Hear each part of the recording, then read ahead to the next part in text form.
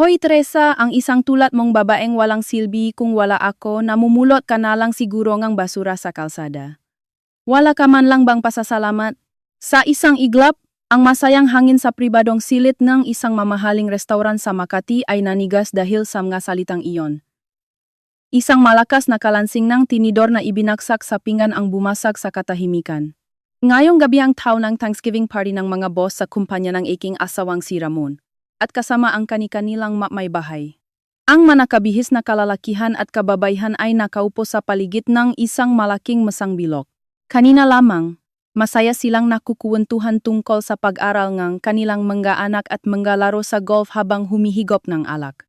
Ngunit bigla na lamang hinablot ni Ramon na nakaupo sa aking tabi, ang kwelyo ang aking blusa at sinimulan akong alipustahin sa boses narinig ng lahat ng naron. Pakinggan niyo ako. Mga kasama, ang babaeng ito, ni isang gawaing bahay ay hindi magawa ng tama. Lagi na lang akong nagtitiis para sa kanya. Namumula ang mamata ni Ramon at may nakalolokong ngiti sa kanyang malabi. Hindi lang ito dahil sa alak. Gusto niyang ipakitang mas mataas siya sa akin sa pamamagitan ng pagpapahiya sa akin sa harap ng ibang tao. Ang ibang mamisis ay nahihiyang yumuko, habang ang iba naman ay nagbubulungan sa kanilang mga asawa. Sinubukan ng kanyang makasamahan na awatin siya. Tama na yan, Ramon, nandito ang misis mo, ngunit hindi mapigilan ang pahwawalan ni Ramon. Nanatili akong tahimik habang nakatitik sa kanyang pulso na nakahawak sa aking kwelyo. Wala akong balak manlaban o sumagot. Hindi. Sadyang pinili kong huwag gawin iyon. Siguro inisip ni Ramon na ang pananahimik ko ay tanda ng paksuko. Tignan niyo, isang tangang babae na hindi man lang makasagot. Alam mong hindi ka mabubuhay kapag iniwan kita. Sa sandaling umaling-aungaw ang mga salitang iyon sa silid, ipinikit ko ang aking mga mata. Sa wakas, sinabi mo rin, Ramon. Naramdaman ko ang isang malamig na apoy na nag-alap sa aking dibdib, ngunit sa sandaling ito, walang nakakaalam, kahit si Ramon, na ang hambog na asawang ito ay mawawalan ng lahat sa loob ng ilang araw at pagsisisihan niya ito habang buhay. At hindi nila alam na hindi ako isang hama na asawa lamang. Ramon, dahan-dahan kong iminulat ang aking mamata at tinitigan siya ng diretso sa mukha. Huwag na huwag mong kalilimutan ang nga salitang yan. Sa sobrang hinangang boses ko, natigilan si Ramon sandali, ngunit agad din siyang tumawa ng mapang-asar. Ha? Ang tahol ng isang talunan. Marahas niya akong itinulak at ininom ng isang lagukan ang red wine sa kanyang baso. Inayos ko ang gusot na kwelyo ng aking blusa habang tinititigan siya ng malamig. Ang countdown ng aking paghihiganti ay tahimik na nagsimula na. 3 araw matapos ang malagim na gabing iyon. Nagsimula ang aking araw, Teresa Reyes, sa isang nakapanghihinang loop na pagising tulad ng dati. Ngayong taon ay magfo-48 na ako, at 20 taon na kaming kasal ng asawa kong si Ramon na mas matanda ng 1 taon sa akin. Siya ay isang sales manager sa isang kilalang real estate developer sa Ortigas. Mula pa nun mataas na ang kanyang pride at magaling lang siya sa harap ng ibang tao. Nung bagong kasal pa lang kami, pinupuri niya ako sa pagiging maasikaso sa bahay at mahinhin. Ngunit habang tumataas ang kanyang posisyon sa trabaho, unti-unting nagbago ang kanyang ugali. Lalo na nitong manakaraang taon mula nang maging manager siya, ang kanyang pakikitungo sa akin ay may tuturing ng emosyonal na pang-abuso. Hoy! Wala pa ba ang almusal? Ang bagal mo naman? Napatalon ako sa gulat nang marinig ko ang kanyang sigaw mula sa sala na dumadagundong sa aking tainga. Nakmadali, ako mula sa kusina patungo sa hapagkainan. Pasensya na. Isasalin ko na ang sinangag. Mga palusot mo. Busy ako. Hindi tulad mong maghapon lang nakahilata sa bahay at nanonood ng TV, palamunin. Isang tasa ng kape ang ibinagsak niya sa mesa, at tumalsik ang ilang patak ngang maitim na likido sa malinis na puting mantel na nag-iwan ng pangit na mansa. Tinitigan ko ito at napabuntong hininga ng mahina habang pinupunasan ito ngang basahan. Wala ko talagang diskarte. 20 taon ka nang may bahay, Ni paghahanda ng almusal hindi mo magawa ng mayos. Pati noong nakaraang party. Napahiya ako dahil ni hindi ka marunong bumati sa mga boss ko. Magaling ka lang talaga sa pagiging pabigat sa akin. Hindi inalis ni Ramon ang kanyang tingin sa diaryo habang binibitawan ang masalitang iyon na parang lason. Ang gabing iyon sa restauran, kung saan hinablot niya ang aking kwelyo at inalipusta ako sa harap ng maraming tao, ay tila isisi niya pa rin sa akin na parabang ako ang nagdulot ng kahihiyan sa kanya. Ang pagbibigay katwiran sa kanyang karahasan at paglilipat ng lahat ng sisi sa akin ang kanyang palaging estilo. Pasensya na, iyon lang ang nasabi ko. Alam ko sa 20 taon naming pagsasama na kapag sumagot ako, dobla ang balik na pang-iinsulto. Isa pa, wala na akong lakas o dahilan para makipagtalo sa kanya. Dahil handa na ang lahat. Hindi yan madadaan sa sorry. Sige na nga. Sino ba sa tingin mo ang dahilan kung bakit ka nakatira sa mayos na bahay at nakakakain araw-araw? Ako ang nagpapakain sa iyo kaya huwag kang magreklamo at pagsilbihan mo ako. Palamunin. Mabilis na nilamon ni Ramon ang kanyang almusal, isinuot ang kanyang coat, at inayos ang kanyang kurbata.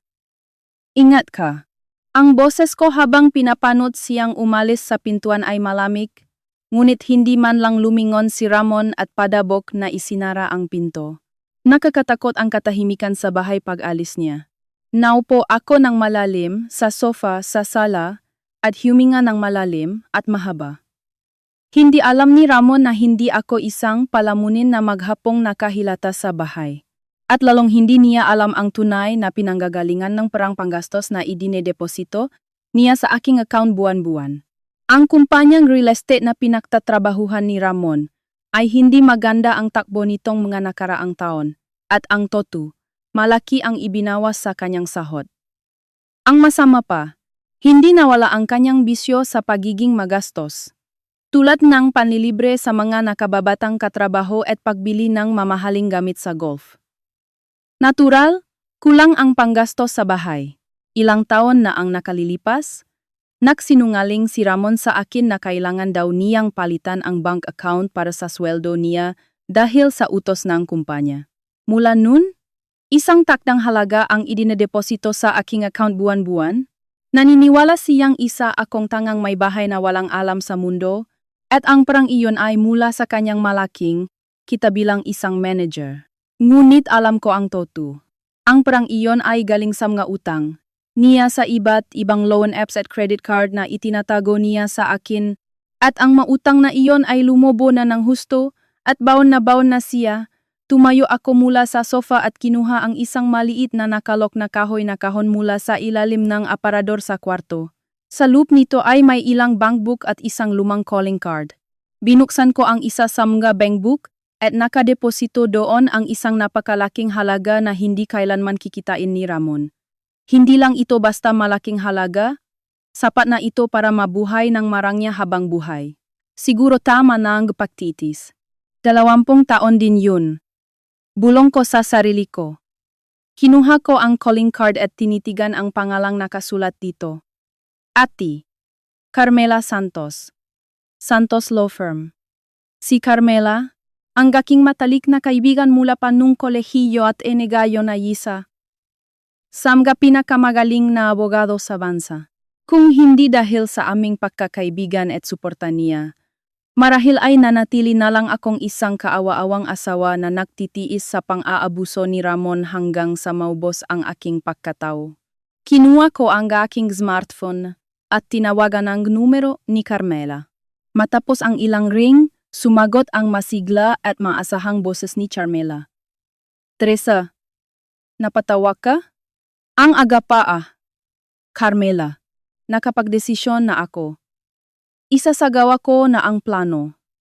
Napasinghap si Carmela sa kabilang linya. Talaga? Panahon na pala.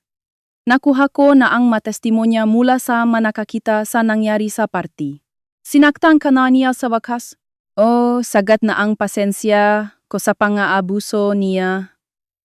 Ipapatikim ko sa lalaking yun ang karma sa lahat ng ginawa niya hanggang sa kaibuturan ng kanyang buto. Wawasakin ko ang baluktot niyang pride na nag-aakalang isa lang akong sunod-sunuran na asawa. Wala ni katiting na bakas ng mahinang asawa sa aking boses. Ang naroon lamang ay ang determinasyon ng isang malamig na tagapagiganti. Sige. Handa na ang lahat. Sa hudyat mo, kikilos kami agad. Salamat, Carmela. Maasahan ka talaga. Pagkababa ng telepono, tumingala ako sa asul na langit sa labas ng bintana. Ang pagturing ni Ramon sa akin bilang walang kwentang asawa ay magwawakas na. Sa loop ng ilang araw, malalaman niya na ang lupang kanyang tinatayuan ay gumuho na pala. At ang asawang kanyang pinakahinahamak ang siyang magtutula sa kanya sa impyerno. Isang malamig na tawa ang umalingaw-ngaw sa tahimik na sala. Ang susunod na hakbang ay itinakda sa kaarawan ni Ramon bukas. Maghanda akong isang regalo na hinding-hindi niya malilimutan habang buhay. Kinabukasan, tulad ng dati, tumayo ako sa kusina para maghanda ng almusal. Ngayon ang ika-49 na kaarawan ng aking asawang si Ramon. Ngunit para sa kanya, ang araw na ito ay panimula lamang ng malaking patibong na aking inihahanda. Hoy Teresa, tungkol sa hapunan mamaya, inimbita ko ang mga tauhan ko sa bahay. Habang padabog na umupo sa hapagkainan at marahas na kinakagat ang pandesal, biglang nagsalita si Ramon. Ano, mga tauhan mo, ngayong gabi, na kunwari akong nagulat sa biglaang anunsyo nga bisita. Ano, may reklamo ka? Kumunot ang nuni Ramon at tinitigan ako ng masama. Kasi Ramon, birthday mo ngayon, di ba? Kaya naisip ko sanang tayong. Dalawa lang ang mag-celebrate at nagbook ako sa paborito mong restaurant sa Tagaytay. Nang sabihin ko iyon, tumawa ng malakas si Ramon. Ha? Kaming dalawa lang sa Tagaytay. Huwag mo akong patawanin. Ayokong ganyang kabaduy na birthday. Isa pa, mawawalan akong gana kung ang isang losyang na tulad mo ang kaharap ko. Hindi masarap ang pagkain sa mumurahing restoran na pinabook mo. Pero nahanda na ako. Tumahimik ka. Ngayong araw, itinalaga ako bilang pinunong isang malaking proyekto sa kumpanya. Bilang selebrasyon, nangako akong ililibre ko ang aking mga paboritong tauhan. Ang gagawin mo lang ay magandaeng marangyang handaan para sa amin ng tahimik. Naintindihan mo? Pinutol ni Ramon ang aking sasabihin at nagbigay ng isang panih na utos, malaking proyekto. Sa pagkarinig sa mayabang na mga salitang iyon, pinigilan kong matawa ng malami sa lup-lup ko. Alam ko na mula sa investigasyon ni Carmela na ang kumpanya ng real estate na pinagtatrabahuhan niya ay nasa malubhang krisis sa pananalapi. Walang budget para sa mga bagong proyekto at ito ay pawang kasinungalingan lamang niya para magpasikat. Sige, ilan sila? Tanong ko ng mahinahon habang ganap na pinipigil ang aking emosyon at nakukunwaring masunuring asawa. 5 kami kasama ako. Ako na ang bahala sa alak, kaya mahanda ka ngang masarap na pagkain. Naisip ko sanang magpa-deliver ng crispy pata, pero kahit ang isang walang kwentang babaeng tulad mo ay marunong naman sigurong magluto. Mas makakatipid kung lutong bahay. Pagkasabi noon, ngumisi si Ramon ng nakakaloko. Opo. Masusunod. Ang tamlay ngang sagot mo. Birthday ng asawa mo, hindi ka man lang ba pwedeng makmukhang masaya? Kaya ka walang kwenta eh. Alam mo ba kung gaano ako napahiya nung party dahil sa simangot mong pakmumuha? Darating ang magagaling kong tauhan ngayon. Huwag na huwag mo akong ipapahiya sa kanila. Muli niyang ibinalik ang nangyari sa party. Pagbabaliwala sa kanyang karahasan at masasamang salita at paglilipat ng lahat ng sisi sa akin. Iyon ang kanyang paboritong gawin. Pasensya na. Mag-ingat ako. Nang yumuko ako at humingi ng tawad, tumango siya ng may kasiyahan. Mabuti na yung nakakaintindihan tayo. Galingan mo. Ang tanging trabaho mo bilang palamunin ay ang pagsilbihan ako. Iniwan ni Ramon ang kalahating kanyang pandesal, tumayo, at isinuot ang kanyang jacket. Mag-ingat po kayo. Nang yumuko ako sa pintuan para magpaalam. Hindi man lang siya lumingon at padabog na isinara, ang pinto na parang wala ako doon. Marangyang handaan pala ha. Huwag kang ipahiya kamo? Bulong ko sa sarili ko sa walang tao na pintuan. Naniniwala si Ramon na susundin ko ang lahat ng sinabi niya at magluluto ng pinakamasarap na pagkain. Ngunit wala akong balak magluto ng marangyang handaan na inaasahan niya. Bumalik ako sa sala at tinawagan ulit si Carmela. Carmela, ako to. May kaunting pagbabago sa plano. Bakit? May ginawa na naman ba si Ramon sa birthday niya? Naimbita siyang 4 na tauhan niya sa bahay para sa hapunan mamaya. Selebrasyon daw para sa malaking proyekto na ibinigay sa kanya. Ano? Naimbita ng mga tauhan sa bahay sa birthday niya. Mayabang pa rin talaga siya. At kasinungalingan lang naman yung malaking proyekto na yun. Kaya nga. Ano sa tingin mo? Magandang oportunidad yan. Mas maraming audience, mas malaki ang kahihiyan niya. Ngumisi ako ng malamig. Sabagay. So ibibigay mo yung regalo sa harap ng maraming tauhan niya? O ibibigay ko sa pinagandang tiempo? Sa sandaling nasarurok siyang ang kanyang kayabangan. Sige. Maghahanda rin ako dito. Kumpirmado na ang transaksyon sa bank account ni Ramon at ang ebidensya sa ibang kaso kaya pwede na nating pasabugin ang bomba anumang oras. Salamat, Carmela. Abangan mo ngayong gabi. Pagkababang telepono, pumunta ako sa kusina. Sa loob ng refrigerator ay may mga mamahaling steak at malalaking isda na binili ko kahapon para sana sa birthday ni Ramon. Kinuha ko ang maito at walang pag-alinlangang inilagay sa tabi ng basurahan. Ang ganitong klaseng mamahaling pagkain ay hindi karapat-dapat ipakain sa kanya ngayon. Ngayon, kailangan ko ng mamili. Ang aking destinasyon na may dalang eco-bag ay hindi ang karaniwang mamahaling supermarket o deli. Ito ay isang medyo liblib at murang pamilihan sa malapit na usap-usapan nga, makapitbahay na mura pero hindi maganda ang kalidad. Ang ihahain ko ngayong gabi kay Ramon at sa kanyang mga tauhan ay magiging isang espesyal na handaan na hindi pa niya natitikman sa tanang buhay niya. Mga pritong ulam na makapal ang harina at mantika na may sticker na sale. Nangingitim na isda. At matubig na gulay na ginisang gulay. Ang tabingang pinakamalaking sorpresa sa buhay na inihanda ngang asawang kanyang pinakahinahamak ay malapit ng bumukas. Alas 7 ng gabi, may mga yabak ng paa na papalapit sa labas ng bahay. Hoy! Nandito na kami. Mga pare, sagot ko to ngayon. Huwag kayong mahiya. Padabo na bumukas ang pinto at umalingaw-ngaw ang masayang boses ni Ramon. Sa likuran niya ay nakatayo ang 4 na lalaking nakasuot ng barong at slacks. Ang kanyang nga tauhan. Magandang gabi po, sir. Excited na kami sa luto ni ma'am. Ang ganda pala ng bahay niyo, sir. Iba talaga kapag manager. Proud na proud si Ramon sa mga papuri ng kanyang nga tauhan. Lumabas ako sa pintuan na nakasuot ng apron at yumuko ng malalim. Tuloy po kayo. Salamat sa laging pagsuporta sa asawa ko.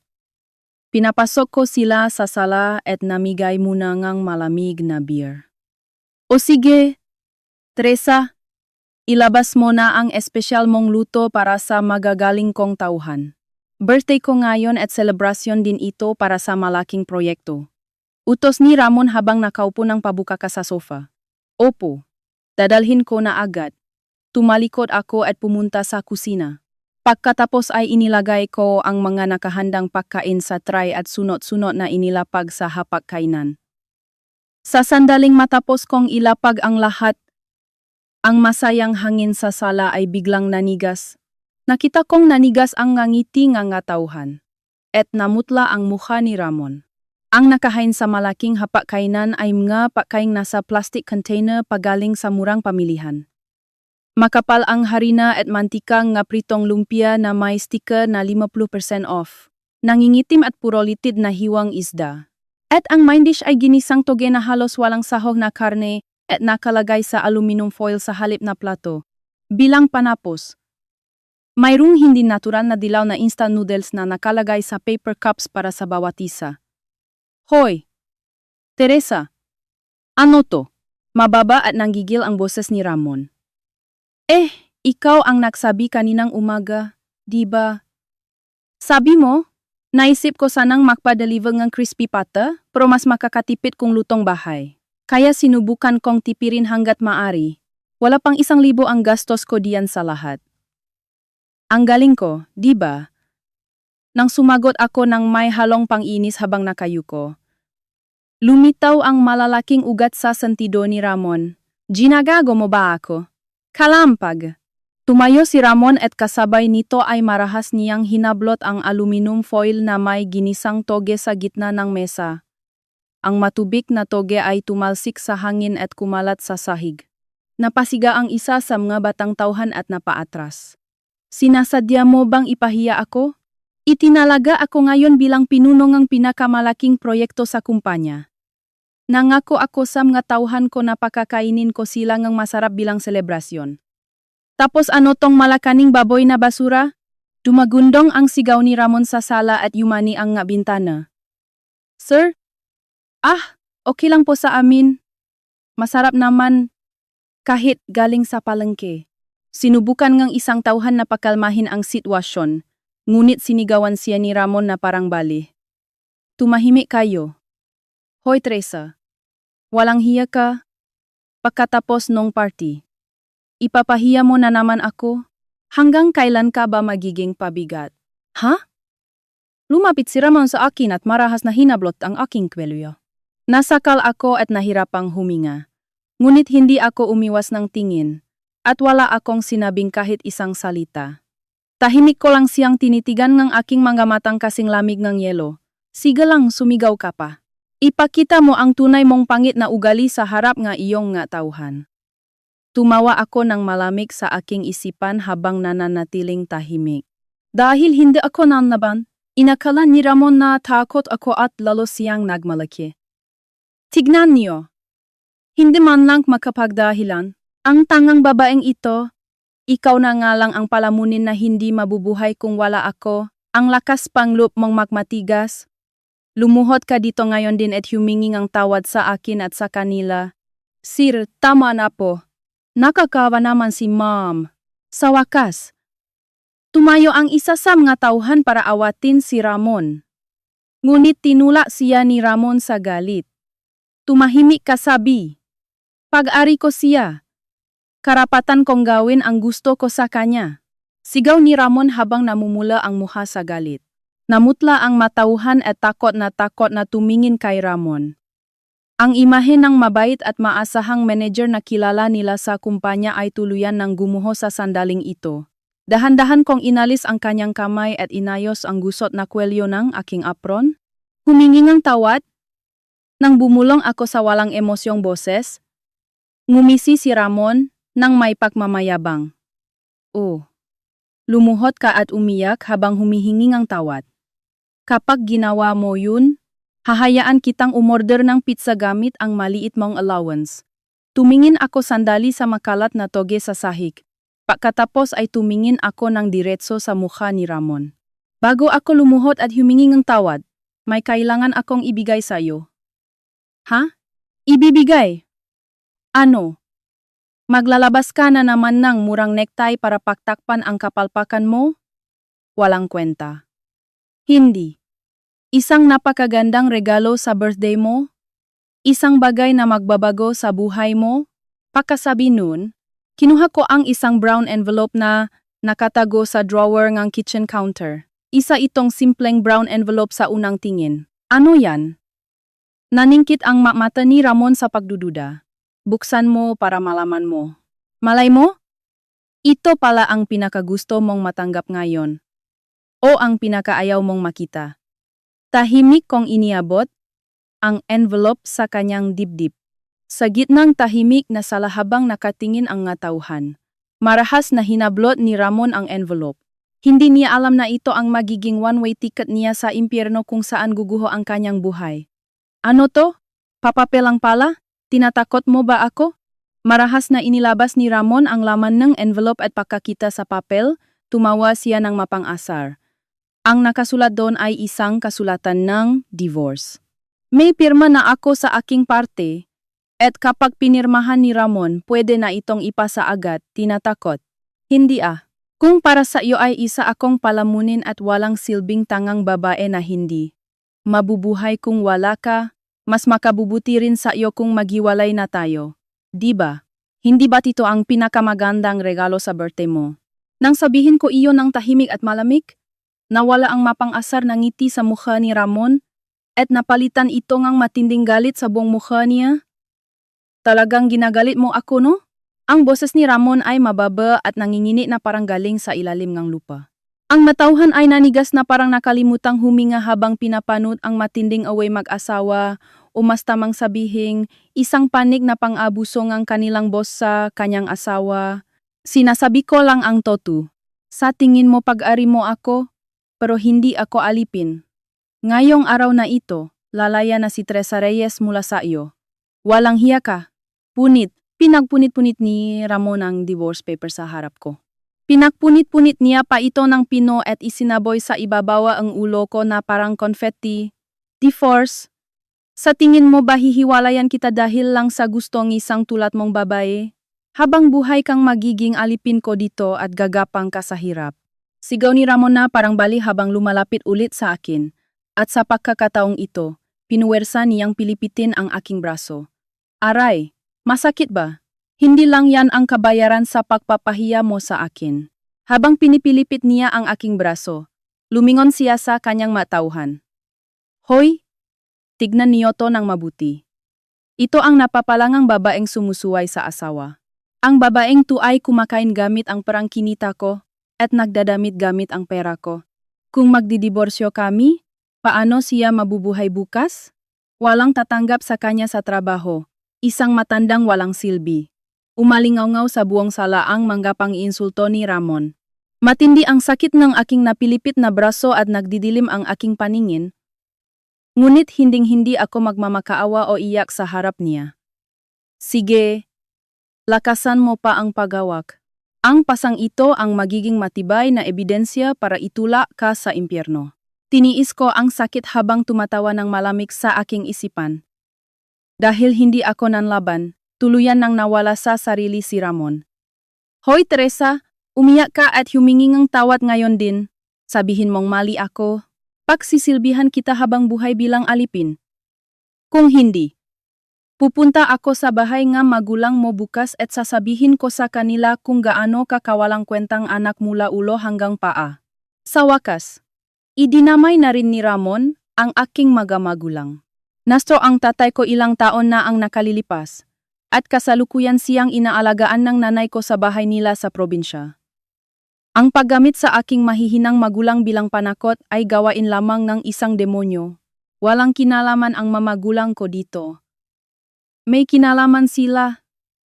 Dahil sa pangit nilang pagpapalaki kaya nakaroon ng ganitong klaseng babaeng walang modo. Gusto kong makita ang mga pagmumukha ng magulang mo. Ngumisi si Ramon nang nakakaloko at inilapit ang kanyang mukha sa akin na parang duduraan ako. Ano? Takot ka ba? Kung takot ka, humingi kang tawad. Lumuhod ka dito ngayon din. Hindi na nakatiis ang isa sa mga tauhan at nagsalita. Sir, tama na po. Tatawag na talaga kami ng pulis. Ano? Lalabanan mo ako? Alam mo ba kung anong mangyayari sa iyo sa kumpanya bukas? Sa sandaling tinitigan ni Ramon ang kanyang tauhan, tahimik akong nagsalita. Tumawa na ako ng pulis. Ha? Nanigas ang kamay ni Ramon. Actually, hindi lang pulis ang tinawagan ko. May isa pa. Sa sandaling sabihin ko iyon. Tila ba may tiempo? Tumuno ng malakas ang doorbell. Ding dong! Ding dong! Ding dong! Ang tunog ng doorbell ay nakakatakot na umalingaw-ngaw sa tahimik na sala. Sino yan? Gabi na ah. Napamura si Ramon at binitawan ang aking braso. Ang importante mong bisita. Talagang nagpunta pa siya para batiin ka. Dahan-dahan akong tumayo habang hinihimas ang aking napilipit na braso. Bisita? Habang nagtatakang tumingin si Ramon sa pintuan. Bumukas ito. Sadyang iniwan kong nakabukas ang lock. Magandang gabi po, pasensya na sa istorbo. Ito po ba ang bahay ni Mr. Ramon Reyes? Sa sandaling marinig ang boses na iyon mula sa pintuan. Tuluyan nang namutla ang mukha ni Ramon. Ang kanyang mukhang kanina ay pulang-pula sa galit ay naging kasing puti ng papel na parang nakakita ng multo. Bakit kayo nandito? Nanginginig ang boses ni Ramon habang nakatitig sa taong nakatayo sa may pintuan, isang matandang lalaki na nakasuot ng mayos na suit at may puting buhok na nakaayos pa atras. Tinitigan niya ng matatalim na mata ang magulong sala, ang mga kalat na toge sa sahig, at ang mga punit-punit na divorce paper. Pagkatapos, ang kanyang matalim na tingin ay tumigil sa akin na nakatayo habang hawa ang aking braso. At sa namumutlang mukha ni Ramon. Pasensya na sa istorbo ng ganitong oras. Bukas ang pinto kaya pumasok na ako. Isang tahimik ngunit may autoridad na boses. Don Fernando, bakit po kayo nandito sa bahay namin? Sa mga salitang lumabas sa bibig ni Ramon, napasigaw ang mga tauhan sa gulat. Ano? Don Fernando, bakit nandito ang presidenteng kumpanya?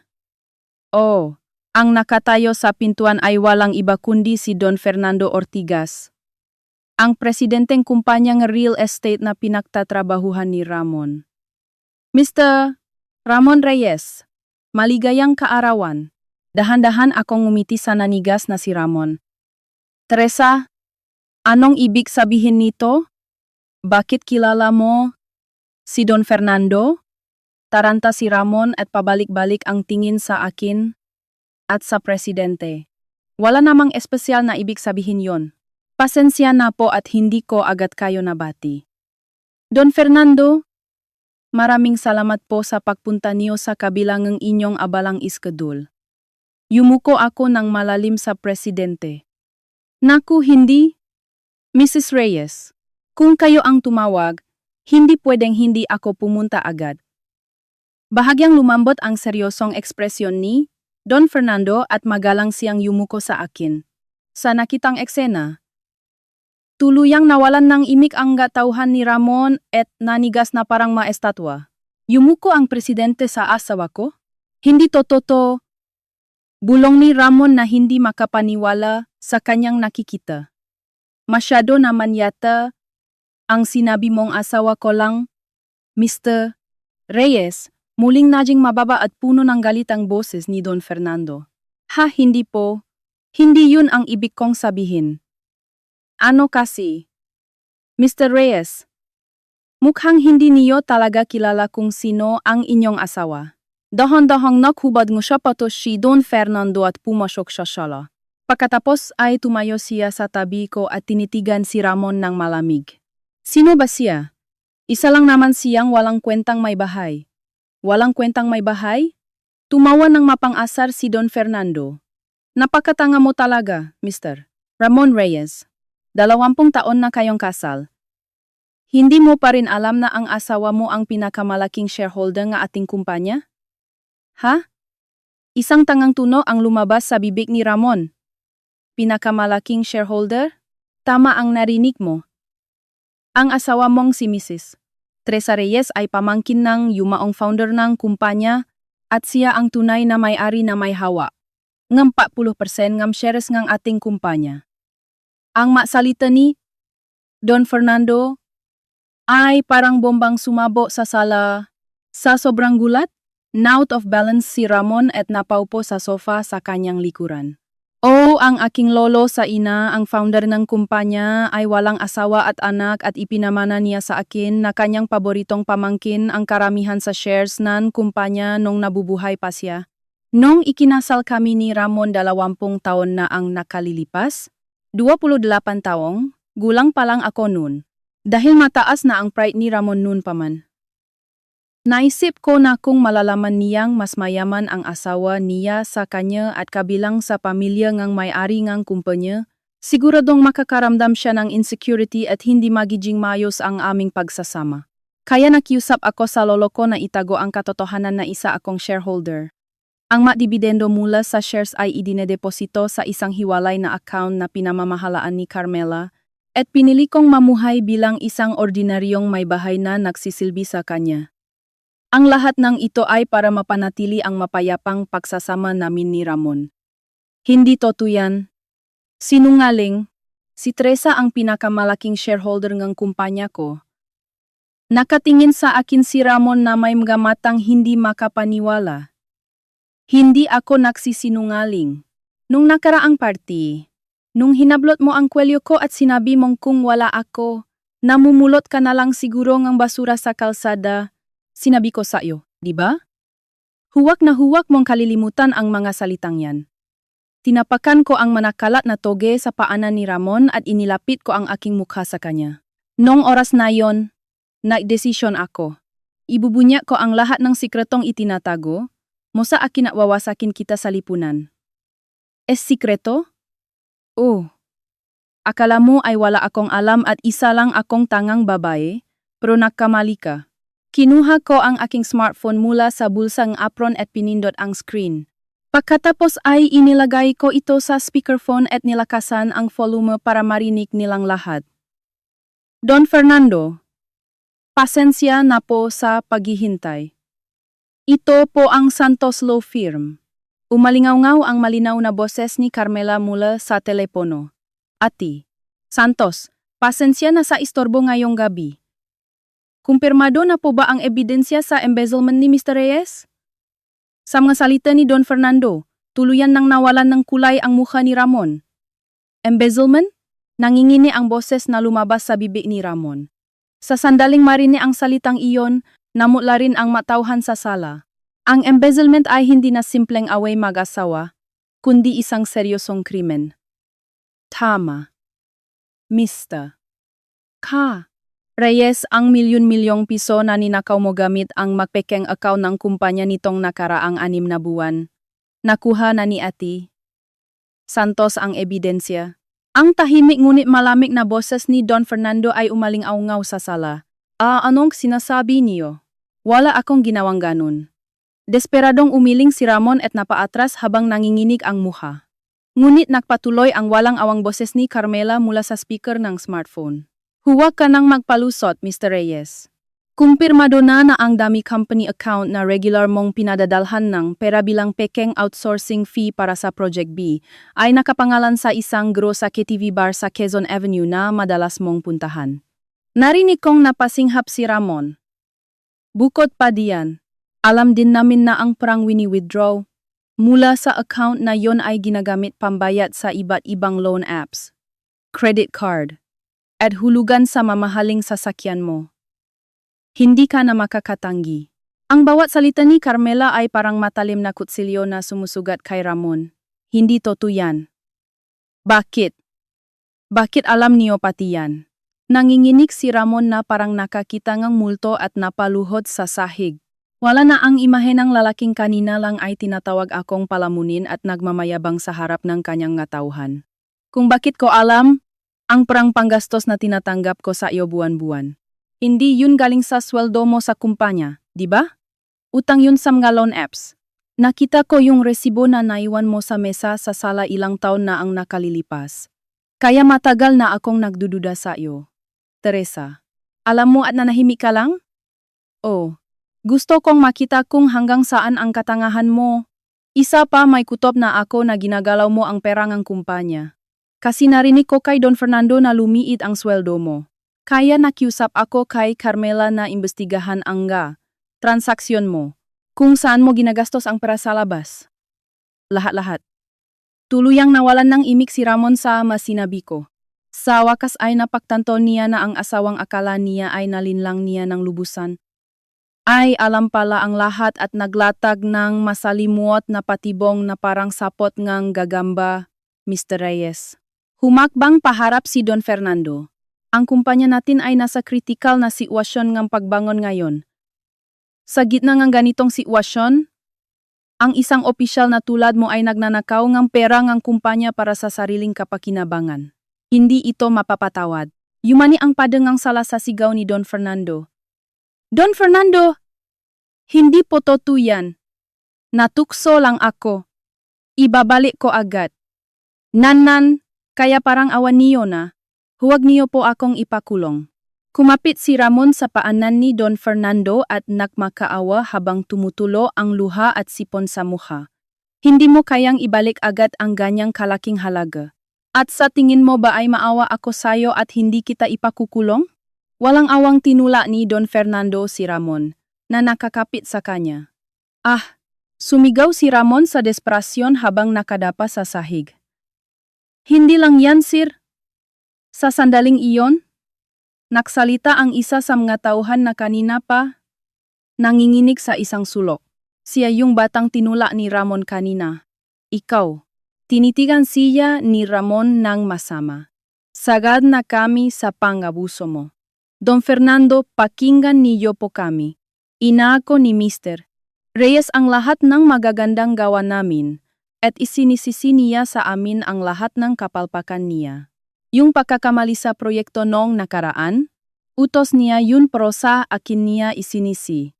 At araw-araw niya kaming binubuli at pine pressure. Pati overtime pay namin.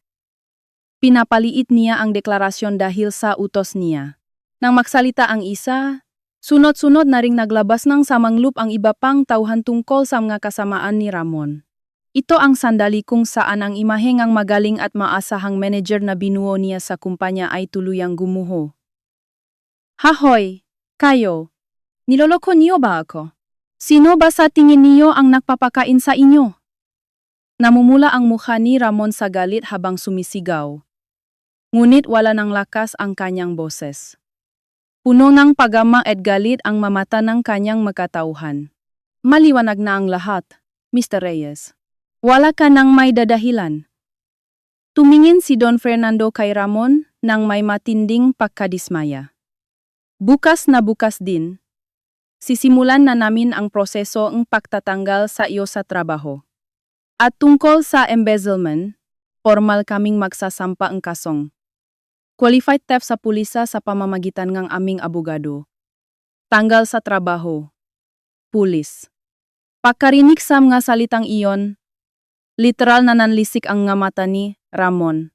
Mawawalan siya ngang trabaho at arestuhin bilang kriminal. Ibig sabihin nito ay tapos na ang lahat ng kanyang katayuan, karangalan at ang kanyang buwang buhay. Teka lang po. Don Fernando. Parang awa niyo na po. Yun lang ang huwag niyong gawin. Kapag nakulong ako, kawawa naman si Teresa. Kapag naging kriminal ang asawa niya, mapapahiya siya sa mga tao. Sa huling desperasyon, humingi ng tulong si Ramon sa akin. Teresa, kausapin mo naman si Don Fernando. Mag-asawa tayo, di ba? Hindi ba dapat nagtutulungan ang maasawa? Desperado siyang nagabot e negamay sa akin. Ang lalaking kanina lang ay tinawag akong palamunin, walang silbi, pinunit ang divorce paper, at sinabihang mabuhay bilang alipin habang buhay, ay nagmamakaawa ngayon sa akin para sa kanyang buhay. Sa sobrang katawa-tawang ng sitwasyon, munti na akong matawa. Ngunit agad kong inayos ang aking malamit na ekspresyon at dahan-dahang nagsalita sa kanya. Mag-asawa. Sinasabi mo pa rin yan. Pinulot ko ang mapiraso ngang punit na divorce paper sa sahig. Kanina lang, tinrato mo akong alipin at ininsulto mo ang mga magulang ko, di ba? Bakit naman kita tutulungan? Teresa, mali ako? Patawarin mo ako. Kahit ilang beses akong humingi ng tawad. Hindi yan madadaan sa sorry. Tapos na ang lahat? Ramon, nagsalita ako sa speaker ng smartphone. Carmela, handa na ba? Naman. Pwede na kaming pumasok anumang oras. Umalingaw-ngaw ang masahang boses ni Carmela mula sa telepono. Tuluyan nang nawalan ng pag-asa ang mukha ni Ramon. Ang tunay kong paghiganti ay nagsisimula pa lamang. O naman, pwede na kaming pumasok anumang oras. Kakarating lang namin sa gate. Pagkatapos marinig ang boses ni Carmela sa speaker ng smartphone. Ding-dong! Ding-dong! Muling umalingaw-ngaw ang matinis na tunog ng doorbell sa tahimik na sala. Ang tunog na iyon ay paranggong na nahuhudyat ng katapusan ng kapalaran ni Ramon. Sino yan? Ano pa bang kailangan niyo? Nanginginig si Ramon habang nakadapa sa sahig at nakaturo sa pintuan. Dahan-dahan akong naglakat at binuksan ang pinto. Ang tagal mo namang buksan. Teresa? Ramon? Bakit hindi mo sinasagot ang tawag ko? Ay. Ang nakatayo sa labas ng pinto ay isang babaeng nasa kalagitnaan ng 20s na nakasuot ng maikling damit na hindi angkop sa panahon. Pumasok siya ng walang pasabi habang umaalingasaw ang matapang na pabango, at nanlaki ang kanyang nga mata nang makita, ang magulong sala at ang nga hindi kilalang lalaki ang presidente at ang nga tauhan. Jessa. Jessa, bakit ka nandito? Napasigaw si Ramon sa gulat. Siya ang babaeng binubuhay ni Ramon gamit ang ninakaw na pera ng kumpanya sa loob ng 6 na buwan ang kanyang kabit na si Jessa. Bakit kamo? Hindi tumutupad sa usapan si Ramon Sabi niya bibilhan niya akong bag ngayon. Teka, sino tong nga matatandang to? Nga tauhan ni Ramon. Bakit ang seryoso nga mukha niyo? Itinuro ni Jessa sina Don Fernando at naksalita ng walang galang. Hindi lang ang matauhan, kundi pati si Don Fernando ay kumunot ang sa kawalan ng modo ni Jessa, pero tila hindi man lang ito napansin ni Jessa. At ang kanyang tingin ay napunta sa akin na nakatayo sa tabing pinto. Sino ka? Ikaw ba ang asawa ni Ramon? Tiningnan ako ni Jessa mula ulo hanggang paa na parang sinusuri ako, at pagkatapos ay tumawa ng mapang-asar. Sabi ni Ramon, badu at boring ka daw, pero mas matanda ka pala sa inaasahan ko. Wala kang makeup at ang murang damit mo. Kaya pala iniwan ka ni Ramon. Hoy, huwag ka nang kumapit kay Ramon. Pirmahan mo na yung divorce paper. Palamunin. Isang direktang insulto mula sa isang hindi kilalang babae na mas bata ng 20 taon sa akin. Lalo pang nanigas ang hangin sa sala. Tumingin sa akin ang matauhan ng may pag-alala, ngunit hindi nagbago ang aking ekspresyon. Nanatili akong tahimik at tinitigan si Jessa ng malamig. Ano? Anong tinitingin-tingin mo diyan? May problema ka ba? Magsalita ka nga. Tila nailang si Jessa sa aking nakakatakot na pananahimik, ngunit agad siyang nakmatapang ulit. Tanga, tumigil ka na Jessa. Huwag ka nang maksalitang kung ano-ano. Gumapang si Ramon palapit kay Jessa at hinila ang laylayan ng kanyang damit. Ngunit tinabi ni Jessa ang kamay ni Ramon. Ano ba, Ramon? Wala naman akong sinabing mali Mas bata at mas maganda ako sa gurang na to. At higit sa lahat, buntis ako sa anak ni Ramon. Alam mo ba ang ibig sabihin nun? Wala ka ng laban. Layas na sa pamamahay na to, pakmamalaki ni Jessa habang nakataas ang Ngunit hindi pa niya alam na ang magaling at mayaman na manager na kanyang kinakapitan ay tinanggal na sa trabaho, malapit nang arestuhin dahil sa embezzlement, at isang kriminal na baon sa utang. Ganun pala. Ninakaw niya ang pera ng kumpanya para buhayin ang kabit niya. At nabuntis pa niya. Ramon Reyes. Hanggang saan ba ang kasamaan mo? Umalingaw-ngaw ang mababa at punong galit na boses ni Don Fernando. Napatalon si Jessa sa gulat sa boses na iyon na tila galing sa ilalim ng lupa. Sino ba tong matandang to? Kung makapagsalita akala mo kung sino. Miss Jessa? Tama ba? Sa wakas ay nagsalita ako. Ang katotohanang buntis ka sa anak niya. Yan ang magiging mitsangang malaking pagbabago sa sitwasyon. Para sa iyo at para sa kanya. Ha? Anong pinagsasabi mo? Carmela, na-record mo ba lahat ng sinabi ni Jessa? Muli akong nagsalita sa speaker ng smartphone. Malinaw na malinaw. Matibay na ebidensya ito ngang pakikiapit para magdagdangang isa pang kakasuhan ng damages. Ngayon magsisimula ang tunay na impyerno. Ramon. Pagkarinig sa malupit na tawa ni Carmela sa telepono, tuluyan nang nawalan ng malay si Ramon at bumaksa sa sahig. Hoy Ramon, huwag mong isiping makakatakas ka sa pamamagitan ng pag-arte na nahimatay ka. Gumising ka. Sigaw ni Don Fernando, at kumuha ang isang tauhan ng tubig sa pitsel sa kusina at walang awang ibinuhos ito sa mukha ng nakahandusay na si Ramon. Nagising si Ramon dahil sa tubig at umubo habang bumabangon. Hindi makapokus ang kanyang magamata at pabalik-balik ang tingin niya sa paligid para intindihin ang sitwasyon. Samantala, ang kabit na si Jessa, na kanina lang ay nagmamayabang, ay natataranta na ngayon. Teka lang, ano ba to? Yung sinasabi niyo kanina na embezzlement at tanggal sa trabaho si Ramon. Kasinungalingan lang yun, di ba? Manager si Ramon at mayaman siya. Sumigaw si Jessa sa matinis na boses habang nakatingin sa mga tauhan. Ngunit tinignan siyang isang tauhan ng malamig at isinampal sa kanya ang katotohanan. Ninakaw niya ang milyon-milyong pisong kumpanya para ibigay sa iyo. Baon din siya sa utang sa mga loan apps. At bukas, tatanggalin na siya sa trabaho at i-turn over sa pulis bilang kriminal. Hindi. Nawala ang ekspresyon sa mukha ni Jessa at namutla ang kanyang mukha sa ilalim ng makapal na makeup. Kriminal? Walang pera? Tumingin siya kay Ramon na basang-basa at nakaupo sa sahig na may mga matang hindi makapaniwala. Ramon, hindi totoo yun, di ba? Sabi mo bibilan mo ako ng bag na worth 100 ka ngayon. Paano na yung trip natin sa abroad next week? Nang lumapit si Jessa para magtanong, biglang nagwala si Ramon at sumiga na parang baliw. Tumahimik ka. Ikaw kasi ang hingingang mamahaling gamit. Kasalanan mo kung bakit ako napilitang nakawin ang pera ng kumpanya. Ibalik mo ang buhay ko. Malas ka. Isinisi ni Ramon ang lahat kay Jessa. Ang babaeng kanina lang ay mahal niya sa isang matinding pagsabok ng galit.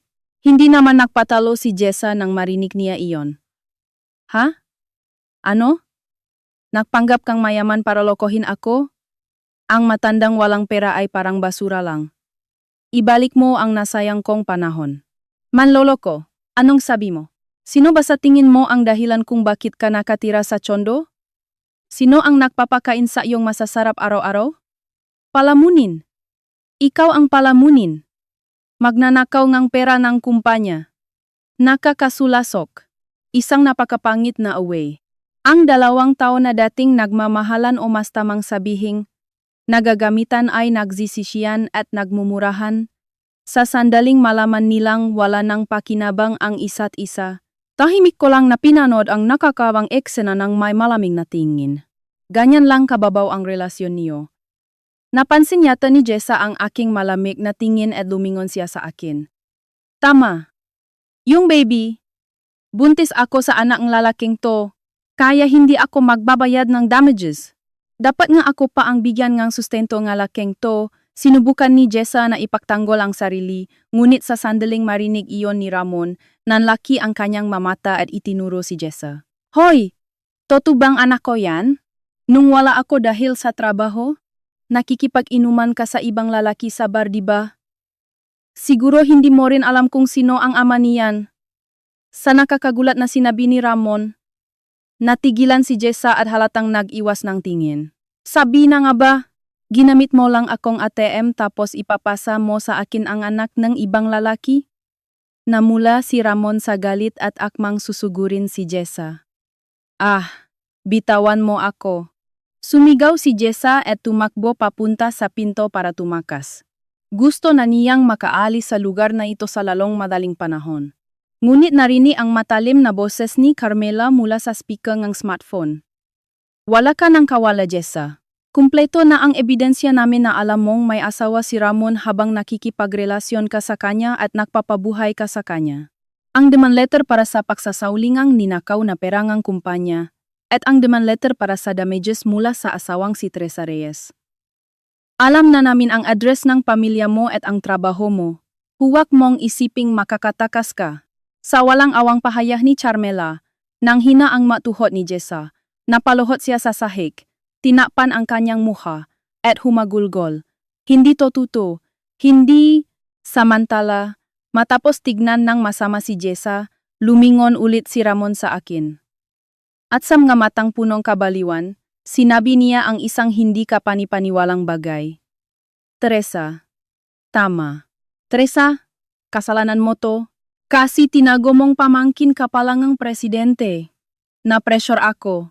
Kung hinayaan mo lang sana akong gumastos ng mas maraming pera, hindi mangyayari to. Kasalanan mo ang lahat. Sinusubukan na naman ni Ramon na isisi sa akin ang lahat ng kanyang kasalanan at ang pagtataksil ng kanyang kabit. Napabuntong hininga ako ng mahina at tahimik na umiling. Nakakaawa ka talaga. Hanggang sa huli. Naninisi ka pa rin ng ibang tao. Para tuluyan ng saraduhan ang kanyang huling lusutan. Nagpasya akong ibunyag ang pinakamabigat na katotohanan. Nakakaawa ka talaga. Hanggang sa huli, naninisi ka pa rin ng ibang tao. Napabuntong hininga ako ng mahina at tahimik na umiling. Tinitigan ako ni Ramon ng kanyang namumulang mamata habang humihingal. Ikaw ang may pakanang lahat ng to. Sinadya mong ipitin ako. Sinabi ko bang nakawin mo ang pera ng kumpanya? Sinabi ko bang maganap ka nga kabit at buntisin mo siya? Sinabi ko bang umutang ka sa mga loan apps? Huwag mo akong patawanin. Lahat ng yan ay pinili mong gawin. Sa aking malamig na mga salita. Hindi nakasagot si Ramon. Kahit na, kung naging masunurin ka lang sana at rumespeto sa akin, hindi mangyayari to. Puro ka pa rin kalokohan. Para tuluyan ng saraduhan ang kanyang huling lusutan, nagpasya akong ibunyag ang pinakamabigat na katotohanan. Una, akala mo isa lang akong walang kwentang may bahay na palamunin at hindi mabubuhay kung wala ang kita mo, pero kinuha ko ang isang card mula sa bulsa ng aking apron. Isa itong black card na mas mataas pa sa platinum card. Ano yan? Nanlaki ang mata ni Ramon. Alam din niya kung ano ang ibig sabihin ng card na iyon. Narinig mo na kay Don Fernando na ako ang pinakamalaking shareholder ng kumpanya, di ba? Pero hindi lang yun. Nitong manakaraang taon, may iba pa akong trabaho. Ibang trabaho. Oh, ang pagiging may bahay ay hobby ko lang. Ang totoo, nagtatrabaho ako bilang consultant sa investment at negosyo. Carmela, pakisabi nga kay Ramon ang kinita ko noong nakaraang taon. Umalingaw-ngaw ang masayang boses ni Carmela mula sa speaker ng smartphone. Ang annual income ni Teresa nung nakaraang taon, kasama ang mga dividendo at consultant fees, ay nasa 40 million pesos. Samantalang ikaw, Ramon Reyes, bago matuklasan ang embeslemen mo, ang annual income mo ay nasa 4 milyon pesos lang. Sinonggayo ng palamunin? Ano? Tumingin si Ramon sa akin at sa black card na hawak ko na hindi makapaniwala. Ang katotohanan na sa loob ng 20 taon na minamaliit at iniinsulto niya ako, ako pala ang mas malaki ang kinikita at mas may kakayahang bumuhayng pamilya. Hindi totoo yan. Impossible. Ang isang tulad mong mabagal kumilos at hindi marunong sa gawaing bahay ay kikita ng 40 milyon? Sigaw ni Ramon na parang nababalif. Hindi marunong sa gawaing bahay? Ah, o nga pala. Siguro hindi masarap para sa iyo ang maniluluto ko araw-araw. Pero alam mo ba, ang mga yun ay luto ng professional chef at pinapa-deliver ko lang. Ano? Lagi mong ipinagmamayabang na pinapakain mo ako gamit ang prangkinita mo, pero matagal nang ubos ang panggastos na binibigay mo. Ako ang bumubuhay sa atin gamit ang sarili kong kita para ma-maintain ang antas ng pamumuhay natin. Ang mamamahalin mong suit at gamit sa golf, lahat yun ay binili ko gamit ang sarili kong pera. Hindi. Napahawa si Ramon sa kanyang ulo na parang gumuho ang kanyang buong pagkatao. Akala mo kontrolado mo ako, ginawa mo akong punching bag para mapanatili ang maliit mong pride, pero ang totoo, baliktad ang sitwasyon. Ikaw ang pinaglaruan ko sa aking mga palat. Isa ka lang payaso. Ang aking walang awang masalita ay dahan-dahang dumurok sa puso ni Ramon. At isa pa, Ramon, ginawa mo ang pinakabawal sa lahat. Ininsulto mo ang mga magulang ko. Ang boses ko ay naging pinakamalamig sa lahat ng pagkakataon. Kung pang-abuso lang sa akin, baka mapalampas ko pa. Pero ginamit mo ang mamahal kong magulang na may sakit bilang panakot. Iyon ang naktakdangang iyong kapalaran. Pinindot ko ang screen ng smartphone para sinyasan si Carmela. Sige Carmela. Tapusin na natin to. Roger. Ramon Reyes. Mahanda ka na. Kasabay ng boses ni Carmela, muling tumunog ang doorbell. Ding dong! Ang bisita ngayon ay hindi ang presidente o ang kabit. Pagbukas kong pinto, 2 pulis na naka-uniforme ang pumasok. Mr. Ramon Reyes. Batay sa reklamong isinampang kumpanya niyo, Inaanyayahan ka naming sumama sa istasyon para sa kasong qualified theft. Ang seryosong boses ng pulis ay umalingaw-ngaw sa sala. Ito ang sandali kung saan tuluyan nang nagwakas ang buhay ni Ramon. Mr. Ramon Reyes, batay sa reklamang isinampa na kumpanya niyo, inaanyayahan ka naming sumama sa istasyon para sa kasong qualified theft. Sa sandaling umalingaw-ngaw ang seryosong boses ng pulis sa sala, tuluyan nang nawalan ng lakas ang katawan ni Ramon. Nakadapa siya sa sahig habang bumubukasara ang bibig na parang isda. Pipulis, bakit? Teka lang. Don Fernando, Teresa, joke lang to diba? Prang lang to diba? Taranta si Ramon at tumingin sa paligid na may baliw na ngiti na parang tumatakas sa katotohanan. Ngunit ang malamig na tingin ni Don Fernando, ang mapanghama na mukhang amgatauhan, at ang seryosong ekspresyon ng mga pulis ay nagpapatunay na ito ay walang dudang katotohanan. Paano magiging prank to? Ang ebidensya na ninakaw mo ang pera ng kumpanya sa loob ng 6 na buwan ay naisumite na ni Ate Santos sa pulisya. Hindi ka na makakatanggi. Sa malamig na salita ni Don Fernando, muling namutla ang mukha ni Ramon. Ayoko! Kapah nakulong ako, tapos na ang buhay ko. Parang awa niyo na. Huwag niyo akong arestuhin. Ibabalik ko ang pera. Sinubukan ni Ramon na kumapit sa paang pulis, ngunit malamig siyang tinabi nito. Mr. Reyes, kumalma kayo. Doon na tayo mausap sa istasyon. Paano ako kakalma? Hoy Teresa, magsalita ka naman, kapag nakulong ako. Pagtatawanan kang matao bilang asawang kriminal. Okay lang ba sa'yo yun? Tinitigan ako ni Ramon ng kanyang namumulang mata at nagsisigaw. Tinitigan ko siya ng malamig. Pagtatawanan? Huwag kang magpatawa. Makikipag-iwalay na ako sa iyo ngayong araw. Wala akong pakialam kung maging ex-wife ako ng isang kriminal. Ano? Talagang iwan mo ako? Iwan? Ikaw ang sumira sa sarili mong buhay tapos isisisi mo pa sa iba? Dalhin niyo na po siya. Nang sabihin ko iyon sa mga pulis, hinawakan nila ng mahigpit ang makabilang braso ni Ramon at itinayo siya. Bitawan niyo ako. Manager ako. Hindi niyo ako pwedeng tratuhin ng ganito. Desperadong nanlaban si Ramon. Ngunit wala siyang laban sa lakas ng mga pulis. Kinakalatkat siya palabas mo pinto. Pinapanood ito ni Jess habang nanginginig sa isang sulok ng kwarto. Ramon. Sa nanginginig na boses ni Jessa, lumingon si Ramon. Jessa, magsalita ka naman. Buntis ka sa anak ko, diba? Okay lang ba sa iyo na makulong ang tatay ng anak mo? Sigaw ni Ramon kay Jessa bilang huling pag-asa. Ngunit namutla si Jessa at napaatras. Ayoko nga. Wala akong kinalaman diyan. Hindi ko alam na nagnakaw kang pera. Ang lalaking walang pera ay walang kwenta. Tuluyan nang iniwan ni Jessa si Ramon para sa kanyang sarili. Ano?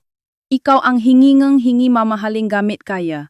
Hindi ko kasalanan yun. Ikaw ang nakmayabang at nakbigay ng mga yun. Aalis na ako? Hinablot ni Jessa ang kanyang handbag at tumakbo palabas ng pinto. Dumaan sa pagitan ni Ramon at ni mga pulis para tumakas. Jessa! Bumalik ka dito! Huwag kang tumakas! Umaling gaong-gaw ang desperadong sigaw ni Hamong. Unit palayo na ang gamiyagayabag ni Jessa.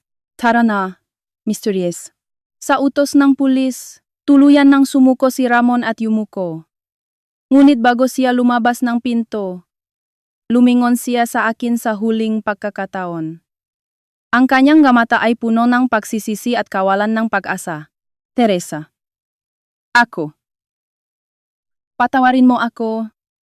May sasabihin pa sana siya, ngunit nanatili akong tahimik at dahan-dahang umiling. Wala na akong sasabihin sa kanya. Kalampag, sumara ang pinto at nawala ang figura ni Ramon. Naiwan kami ni Don Fernando at nga tauhan sa sala. Mrs. Reyes. Binasa ni Don Fernando ang katahimikan. Pasensya na po sa gulo na idinulo ng empleyado ng aming kumpanya. Yumuko ng malalim si Don Fernando sa akin. Nakmadali ring yumuko ang matauhan. Huwag po kayong yumuko, Don Fernando, ako po dapat ang humingi ng pasensya dahil nadamay kayo sa personal kong paghihiganti. Tahimik din akong yumuko. Hindi po. Nagpapasalamat ang kumpanya dahil nabunyag ang katiwalian ni Mr. Reyes. Pero magiging mahirap ang mga susunod na araw para sa inyo. Ang prosesong diborsyo, damages at iba pa. Opo, pero ayos lang po. May maasahan akong abogado. Tinitigan ko ang hawak kong smartphone. Alam kong nakikinig si Carmela sa kabilang linya. Isa pa. May isa pa akong kailangang gawin. Kailangang gawin? Nagtakang tanong ni Don Fernando. Opo. Ipapatikim ko kay Ramon ang tunay na kawalan ng paasa. Kailangan niyang maramdaman hanggang sa buto kung gaano kalaki ang nawala sa kanya dahil sa pangmamaliit at pang-agaw niya sa akin.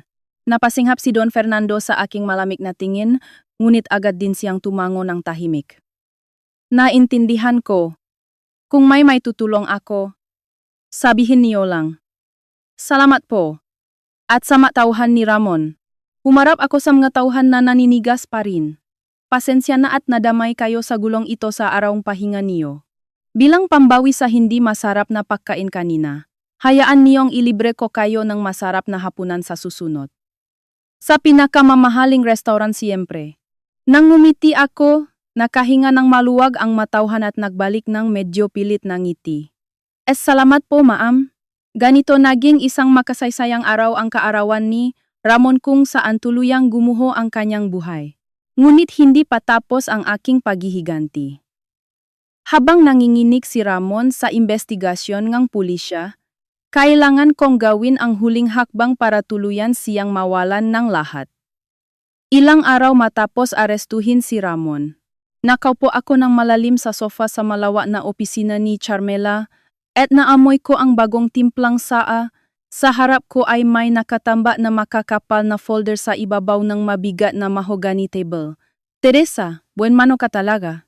Ang pag-aresto kay Ramon. Nasa balita kaninang umaga kahit maliit lang. Dating manager ng real estate company. Arestado sa qualified theft. Sabi sa balita. Nag-scroll si Carmela sa kanyang tablet habang medyo nakangiti. Salamat Carmela. Pero hindi pa tapos. Kung isipin ang laking ang tinangka niyang agawin sa akin, kulang pa to. Hindi basta-basta mapapatawad ang paggamit niya sa mga magulang ko bilang panakot. Hindi ko ginalaw ang tasa at hinaplos kong daliri ang isa sa mga folder sa harap ko. Ang malamig na galit ay patuloy pa ring nagalab sa kaibuturan ng aking dibdib. Alam ko, ang demand letter para sa damages kay Jessa ay darating sa pamilya niya at sa bago niyang trabaho ngayong hapon. Mukhang nakpanik siya nung nakaraan at tumakbo pauwi sa probinsya. Pero wala ring saysay ang pagtakas niya. Siguradong nakpapanik na rin ang mga magulang niya ngayong nalaman nilang kabit siya ngang isang magnanakaw. Tama lang yan sa kanya. Tumawa ng malamig si Carmela at inilapa ang tablet sa mesa. Magsisimula na ngayong araw ang formal na investigasyon kay Ramon. Bilang legal counsel ng kumpanya, sisiguraduhin kong may babalik niya ang lahat ng ninakaw niya at mananagot siya sa batas. Pero grabe, hindi ko akalain na ikaw pala yung sikat na consultant na shadow advisor sa industriya. Kapag nalaman yan ni Ramon, baka bumula ang bibig niya sa gulat. Tahimik akong ngumiti sa sinabi ni Carmela. Ang pinakamalaking sikreto na itinago ko kay Ramon ay hindi lang ang pagiging major shareholder ng kumpanya at ang malaking dibidendo. Ilang taon na akong lihim na tumatanggap ng mga proyekto bilang Mergers and Acquisitions. Consultant sa pamamagitan ni Carmela. Bata pa lang ako ay tinuruan na akong tatay ko tungkol sa negosyo at pamamahala. Kaya may tiwala ako sa aking kaalaman sa pagsusuri ng kumpanya at estratehiya sa pananalapi. Sa ilalim ng maskara ng isang simpleng may bahay, nagligtas ako ng maraming kumpanyang malapit ng malugi o kaya naman ay malamig na binuwag ang nga ito at kumita ako ng malaking para bilang kabayaran. Ang 40 milyon pesos na annual income na sinabi ko kay Ramon kagabi ay ang pinagsamang dibidendo at consultant fees walang halong kasinunggalingan. Naniniwala si Ramon na umaasa ako sa kanyang kita At patuloy niya akong minamaliit sa pagsasabing, sino ba sa tingin mo ang nagpapakain sa iyo? Ngunit ang ang parang pinaglalaruan ko ay hindi niya kikitain kahit ilang daang taon pa siyang magtrabaho ng todo. Ang katotohanang ang asawang pinakahinahamak niya ay nabubuhay pala sa mundong hindi niya kayang abutin habang buhay. Kapag nalaman niya yun, siguradong madudurog ang kanyang maliit na pride. Tumingin ako sa mga nagtataasang gusali sa labas ng bintana at bumulong ng mahina. Oh, pero Teresa, sigurado ka ba talaga? Sobra naman yata ang gagawin natin kay Ramon. May halong pag-alala sa boses ni Carmela. Bilang abogado, siya ang pinakanakakaalam kung gaano kalalim ang impyernong kahaharapin ni Ramon. Dahan-dahan akong lumingon kay Carmela. Ayos lang. Kailangan niyang maramdaman hanggang buto kung gaano kalupit ang ginawa niya. Kung nga masasamang salita at karahasan lang sa akin, baka mapatawad ko pa kahit paano. Pero ginamit niya ang mahal kong magulang na may sakit bilang panakot. Hinding-hindi ko yun mapapatawad. Nang makita ang determinasyon sa aking mga mata, tumango ng malalim si Carmela. Sige. Gawin na natin ang susunod na hakbang. Dito magsisimula ang tunay na kawalan ng paasa ni Ramon. Binuksan ni Carmela ang itim na folder na nasa ibabaw. Nakasulat doon ang madetalye ng civil damages na isasampa ng kumpanya laban kay Ramon, kasama ang makalkulasyon. Ang buwang halaga ng milyon-milyong piso na ninakaw niya. Ang malaking penalty at damages dahil sa pagkawalan ng tiwala sa kumpanya dulot, kasama rin ang damages mula sa akin dahil sa emotional abuse at pakikiapid. Ito ay halagang hindi niya kayang bayaran kahit magtambling pa siya. Baon na sa utang si Ramon sa Malawan Apps ngayon. Kung isasama ang demand ng kumpanya at ang damages mo, pati na ang interes, ang utang niya ay madaling abot sa mahigit 100 million pesos. Wala siyang choice kundi mag-file ng bankruptcy. Pero, ang masalita ni Carmela ay parang hatongang kamatayan. Kahit ma-file siya ngang insolvency, hindi mawawala ang mautang na yan, di ba? Tama. Kahit mag-file siya ng bankruptcy, ang nga damages na, nakmula sa sadyang paggawa ng masama tulad ng pagnanakaw at ang damages na, batay sa matibay na ebidensya natin, ay malaki ang posibilidad na hindi ma-discharged o mawala. Ibig sabihin, dadalhin niya ang utang na yan habang buhay. Wala siyang takas. Kung ganun, mabuti naman. Sa wakas ay kinuha ko ang lumamig na tsaa at humigop ng kaunti. Parang may halong tamis ang pait nito. Nung hapong iyon, pumunta ako sa visiting room ng istasyon ng pulis sa likod ng mabigat na bakal na pinto. Kaharap ko si Ramon sa kabila ng malamig na acrylic barrier. Sa loob lamang ng ilang araw, ibang-iba ng hitsura niya at bagsak na bagsa ang katawan. Magulo ang buhok na may halong puti, humpa ang maputlang mukha, may balbas, at ang nga matang dating puno ng kayabangan habang sinisigawan ang nga tauhan ay ngayoy puno ng takot at pagmamakaawa. Teresa, pumunta ka. Kumapit si Ramon sa acrylic barrier at tumingin sa akin na may luha sa mga mata. Hindi. May kailangan lang akong sabihin sayong importanteng katotohanan ng personal. Nagsalita ako sa boses na kasing lamig ng yelo at walang halong emosyon. Tutulungan mo ako, di ba? Teresa, pamangkin ka pa lang ang presidente eh. Bakit hindi mo sinabi agad? Kung nakiusap ka lang sana sa presidente na patawarin ako, baka hindi ako nakulong ng ganito. Hindi pa huli ang lahat. Kinakalampa ni Ramon ang acrylic barrier habang sumisiga at tumatalsik ang laway. Ganyan pa rin ang sinasabi niya. Hindi pa rin niya naintindihan kung bakit siya nasa ganitong sitwasyon at kung anong nararamdaman ko habang nakatayo dito. Ramon, wala ka na talagang pag-asa. Tinitigan ko siya na parang isang kaawa-awang insekto. Kung bakit hindi ko sinabi ang tunay kong pagkatao hanggang ngayon. Kung bakit nagayin ako ng pangit na pagkain at ibinunyak ang tunay mong ugali sa harap ng matauhan mo. Hindi mo pa rin ba alam? Tumayo ako mula sa malamig na upuang bakal sa visiting room at inilapit ang aking muka sa acrylic barrier. Lahat ng yun ay para tuluyan kang wasakin. para pagbayarin ka sa pangmamaliit mo sa akin bilang palamunin at pag-iinsulto mo sa mga magulang ko. Hindi para tulungan ka, kundi para itulak ka sa impyerno. Kaya ko binuo ang plano. Wasakin. Nagsimulang manginig ang ngalabi ni Ramon. Oh, sisingilin ka ang kumpanya ng mahigit 100 milyon pesos bilang damages. Siyempre, kasama na rin ang malaking damages mula sa akin at pati na rin ang damages sa mayabang mong kabit na si Jessa. ₱100 milyon. Nanlaki ang mamata ni Ramon at napasinghap.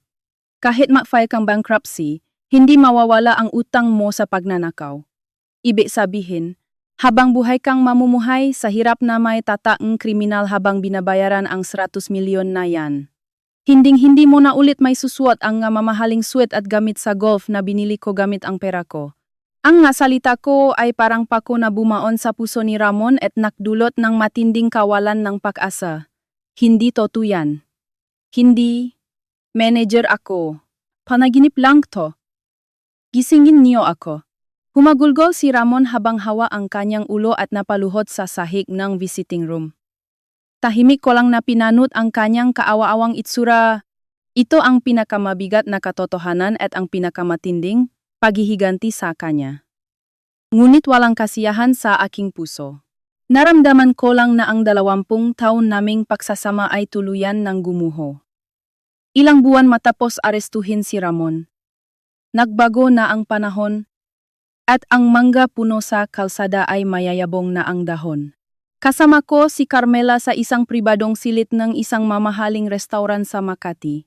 Ito rin ang lugar kung saan hinablot ni Ramon ang aking kwelyo ilang buwan na ang nakalilipas at ininsulto ako sa harap ng kanyang makasamahan na sinasabing, kung wala ako, namumulot ka na lang siguro nega basura sa kalsada.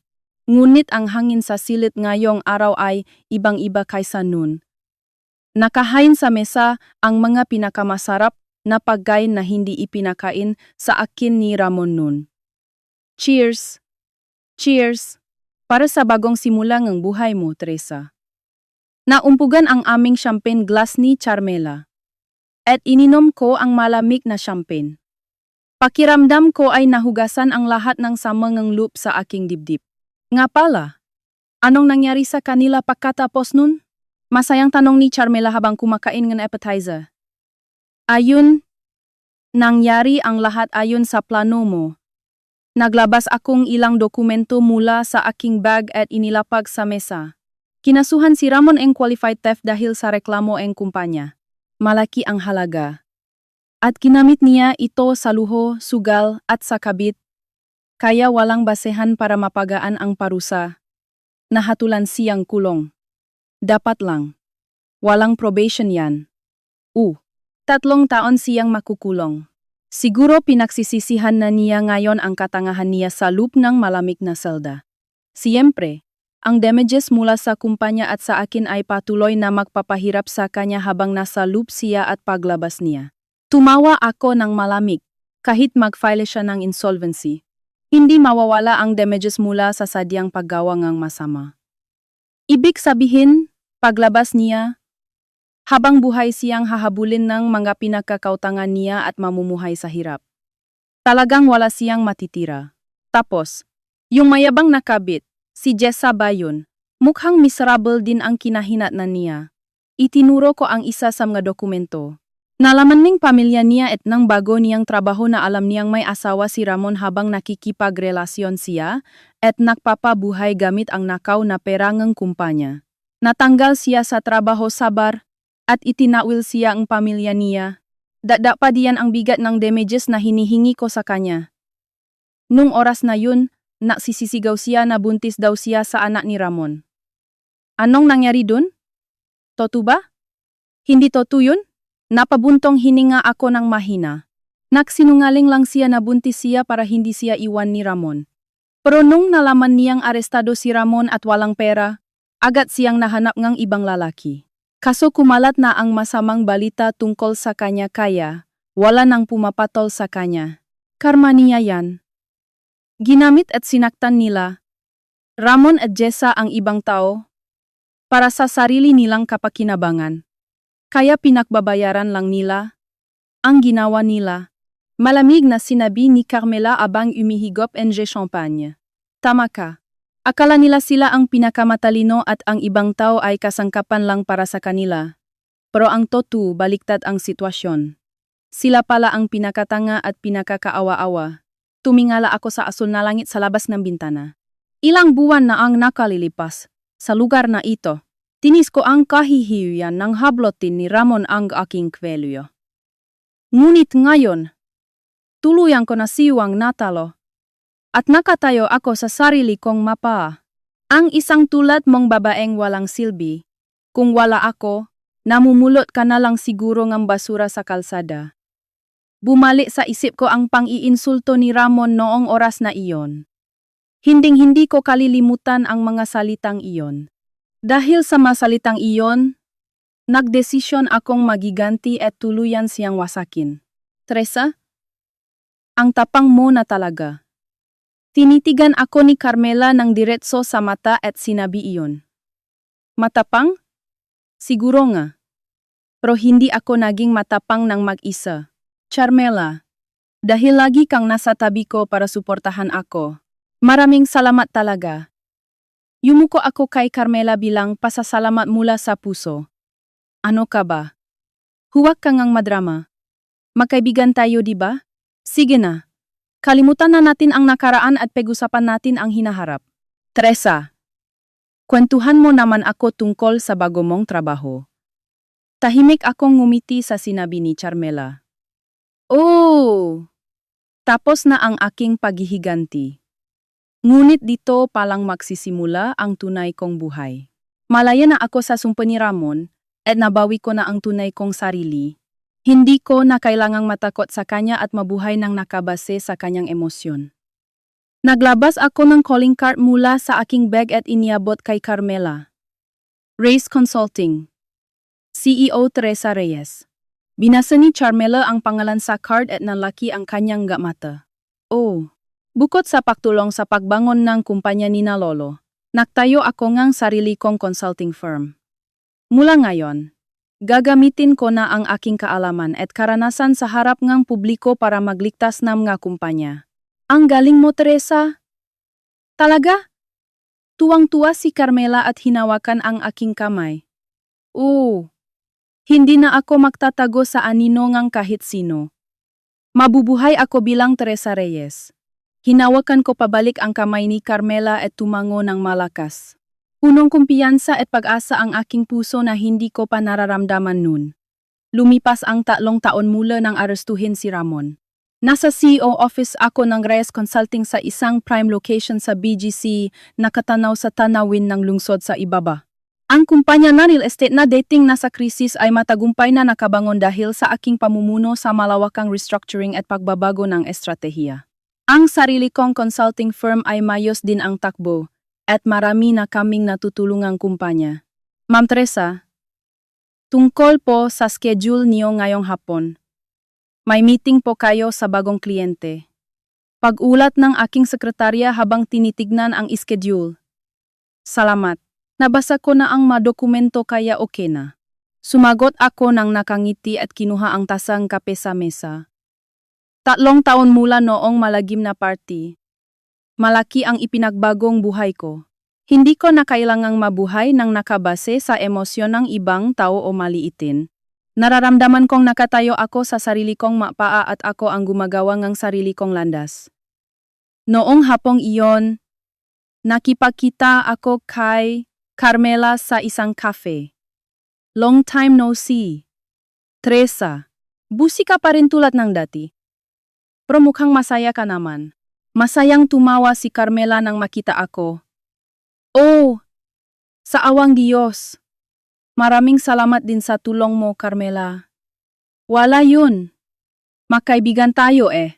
Nga pala, kaya kita pinatawag ay dahil sa kanya.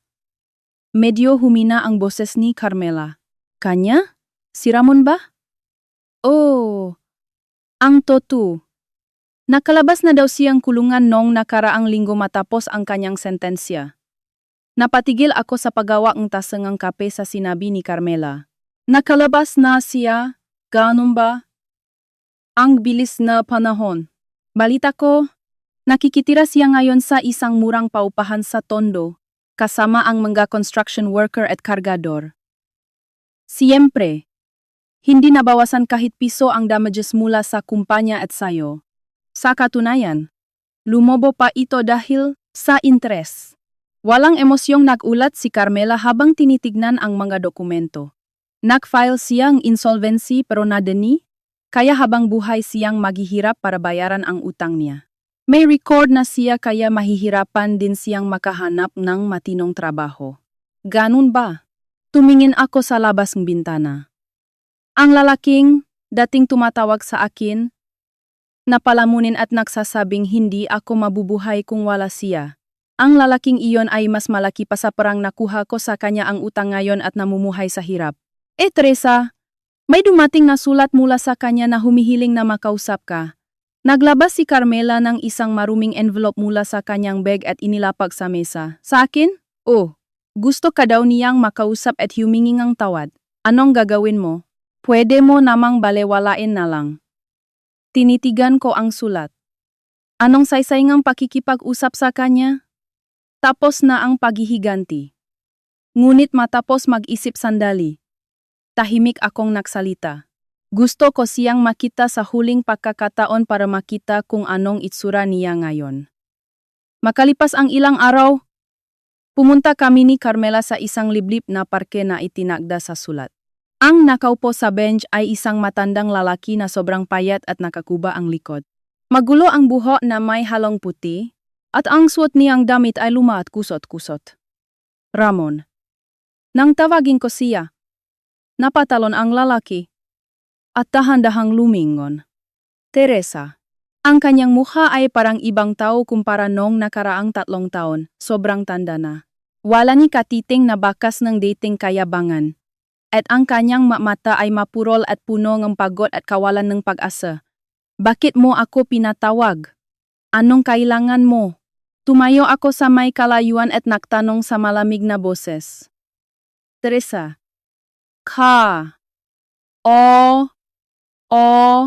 Patawarin mo ako. Malaki ang kasalanan ko. Biglang lumuhod si Ramon sa lupa at humagulgol. Ang tanga ko. Kung wala ka, wala pala akong magagawa. Sa loob ng kulungan, ikaw lang ang iniisip ko. Kung gaano kasarap ang luto mo. Kung gaano mo ako sinuportahan. Isinupsop niya ang kanyang mukha sa maputik na lupa habang umiyak at sumisigaw. Parang awa mo na, Teresa. Pwede bang magsimula ulit tayo? Magbabago na ako. Kahit anong trabaho gagawin ko para mabayaran ang utang. Kaya parang awa mo na.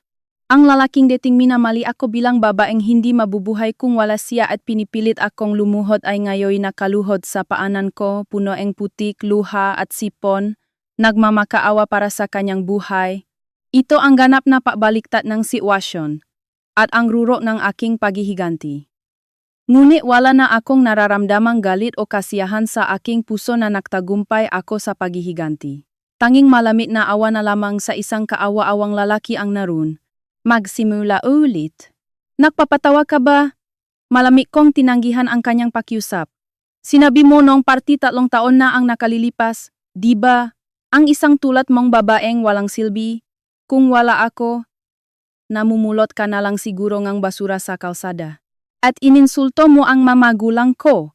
At sinabihan mo akong lumuhod at mabuhay bilang alipin habang buhay, di ba? Oh, iyon ay. Alam mo, hinding-hindi ko kalilimutan ang mga salitang iyon. At hindi masama sa pakiramdam na makita kang gumagapang sa hirap. Sa aking mga salita, nawalan ng pag-asa ang mukha ni Ramon at hindi makapagsalita. Mula ngayon, mabuhay ka habang pinagsisisihan ang bigat ng kasalanan mo at ang mga pagkakamaling hindi mo na may tatama. Iyan ang pinakamalaking parusa sa'yo, tumalikod ako sa kanya. Teresa, teka lang, Teresa. Umalingaw-ngaw ang desperadong sigaw ni Ramon mula sa aking likuran, ngunit hindi na ako lumingon pa. Magaan ang aking manahakbang, at naglakad ako habang nakatinggala sa nakasisilaw na sikat ng araw. Ang rurok ng aking buhay ay nakumpleto sa sandaling ito kung saan tuluyan ko na siyang iniwan sa nakaraan. Teresa, sigurado ka bang okay lang yun? Sa CEO office ng Reyes Consulting habang nakatingin ako sa nakasisilaw na asul na langit sa labas ng bintana, inabutan ako ni Charmela ng mainit na kape at nagtanong. Okay na yun. Tinanggap ko ang kape at humigop ang kaunti. Ang mabangong amoy ay masarap sa pakiramdam. Hinding-hindi ko mapapatawad ang paggamit niya sa mga magulang ko bilang panakot noong oras na iyon. Pero ang pinakamalaking parusang ibinigay ko sa kanya ng direkta ay ang hayaan siyang mabuhay sa hirap habang pinagsisisihan ang bigat ng kanyang kasalanan at ang mga pagkakamaling hindi na niya may tatama. Wala nang natitirang galit o panghihinayang sa puso ko. Kinuha ko ang picture frame sa mesa. Nakalarawan doon ang aking ina at ang aking ama na may kapansanan. Nakangiti ng payapa. Matapos arestuhin si Ramon at maayos ang problema sa kumpanya, ipinagtapat ko ang lahat sa mga magulang ko. Nang marinig ng tatay ko ang kwento ko, sinabi niya lang, "Teresa, ang galing mo," at hinaplos ang ulo ko. Umiyak din ang nanay ko habang yakap ako. Siguradong panatak na ang lupngam magulang mo ngayong nakikita nilang matagumpay kang nakatayo sa sarili mong nga paa at nagpapatakbo ng kumpanya. Ngumiti ng malumanay si Charmela habang nakatingin sa akin. Oo nga, nung gabing hablotin ni Ramon ang kwelyo ko sa party, nasaruro talaga akong kawalan ng pag-asa. Pero dahil sa pangyayaring iyon, nagawa kong tumayo sa sarili kong nga paa. At dahil nandiyan kabilang pinakamagaling na partner, nakarating ako dito. Chinichigan ko si Carmela ng may taus-pusong ipasasalamat. Ano ka ba, Teresa, sinasabi mo na naman yan? Magkakaibigan tayo at business partners. Kaya natural lang yung, di ba? Tumawa si Carmela para itago ang kanyang hiya at ginalaw ang tablet na hawak niya. O sige, CEO Teresa, tama na ang pagbabalik tanaw sa nakaraan. Mamayang hapon ay may meeting para sa panibagong corporate restructuring project. Medyo mahirap ang kaso ngayon. Pero kaya mo yan, di ba, Teresa? O naman. Ako pa. Inilapat ko ang picture frame sa mesa at tumango ng malakas. Hindi ko na kailangang mabuhay ng nakabase sa emosyon ng ibang tao o maliitin. Si Teresa Reyes na umaasa sa iba ay namatay na noong araw na iyon. Ang Teresa Reyes ngayon ay isang malayang babae na gumagamit ng kanyang kaalaman at karanasan para magligtas ng makumpanya at tumulong sa lipunan. Sige, simulan na nating i-check ang mga dokumento para sa meeting mamaya. Kinuha ko ang mga dokumento sa mesa at seryosong hinarap ito kasama si Charmela. Sa labas ng bintana ay may malawak at asul na langit. Dati, kapag tumitinggala ako sa langit na ito, parang natatakpan ito ngang mabibigat na ulap. Ngunit ngayon, puno itong liwanag ng pag-asa na nagsasabing kaya kong lampasan ang anumang pagsubok. Malaki ang ipinagbago ngang buhay ko mula nung malagim na party. Isang mahaba at mahirap na laban ang pagbangon mula sa malalim na kawalan ng pag-asa at pagbawi sa sarili. Ngunit ang nakuha ko pagkatapos na laban na iyon ay kalayaan at kumpiyansa na hindi matutumbasan ng kahit ano. Teresa, yung parte na to sa dokumento. Sa boses ni Carmela, bumali ako sa realidad. Yan ba? Sumagot ako sa boses na punong kumpiyansa at nangnitian kami ni Carmela. Lumipas na ang rurok ng aking buhay. Mula ngayon, mamumuhay ako ng payapa at makabuluhan kasama ang mamahal ko sa buhay. Ang aking hinaharap ay kasing lawak at kasing liwanag ng asul na langit na iyon.